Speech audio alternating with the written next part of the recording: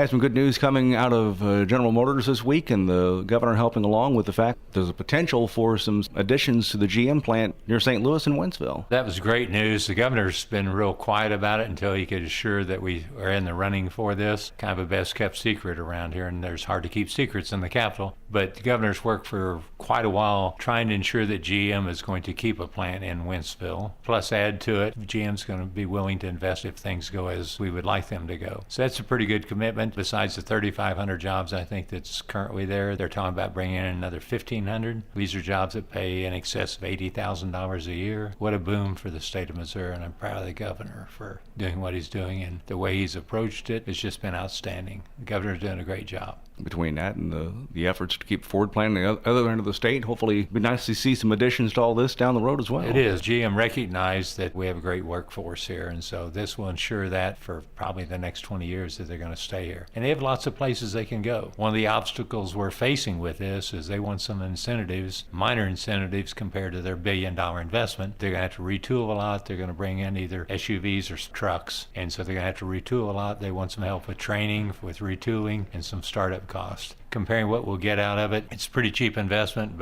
and hopefully we got some people on the floor, even from that area, that are halfway opposed to it, that they don't like this idea of the government picking winners and losers, and I don't go along with that. I think in winners and losers, the winner's the person that gets the job. The winner's the state of Missouri whenever they bring an industry like that are able to keep it, plus bring in new employees. There is an expansion in this, and the losers is Missouri if we don't keep those jobs here and the employees that are on unemployment. Hard to find jobs that pay $80,000 a year. I truly don't believe in that winner and loser argument. I believe in doing all we can to make sure Missouri's the winner and our citizens are the winners with jobs. Last year we saw in the November election a ballot issue that would make some changes to a whole lot of different elements of state government and transparency. And I know there's been the legislature has to walk a fine line sometimes between completely upending a popular vote and making sure that the right decisions are made. And I think there's some House bills that are on the way, if they're not already in the Missouri Senate, that could address this in the remaining 2 weeks of session. There is some bills in the House coming over, and I don't know if they're over here yet or not on the calendar yet. I think so. With Queen Missouri, one, it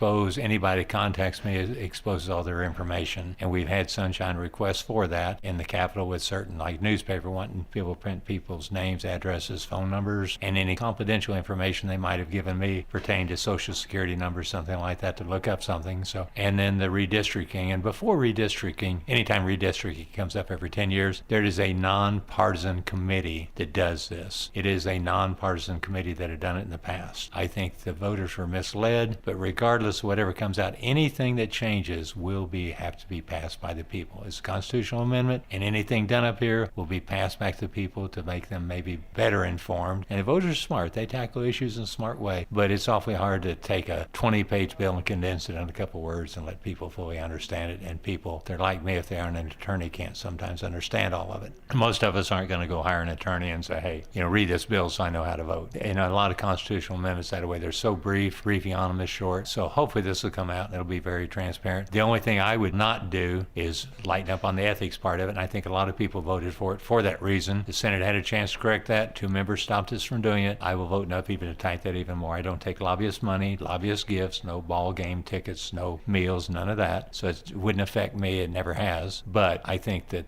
the voters seen that as a primary thing, and I think sometimes they get us confused with Washington, D.C. But there are some people abusing it, taking tickets that I would have never taken, and you try and tell them that, but they sometimes get the attitude that it's okay. I personally don't, so therefore my ethics report, which anybody can look up, will find big zeros at the bottom of it where I do not take, and if I end up taking dinner, it's on their report, then I immediately reimburse them and get rid of it. So they can check for years, ever since I've been in the Senate and back to House days, that they'll see that my ethics reports are always clean.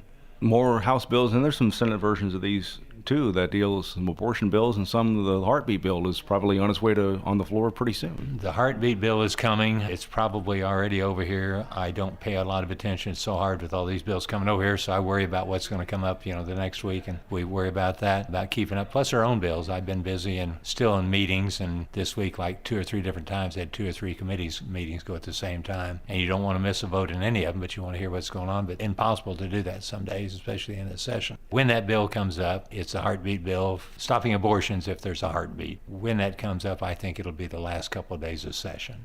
I don't think it'll be taken up because I think the minority party will filibuster it and try and keep it from passing. Probably have to move the previous question to get it to a vote and then be determined by everybody in the Senate to get a vote on it, which I like. If people have an issue with the bill, fine, bring it up, let's talk about it, and then vote on it and let the majority rule, on stuff.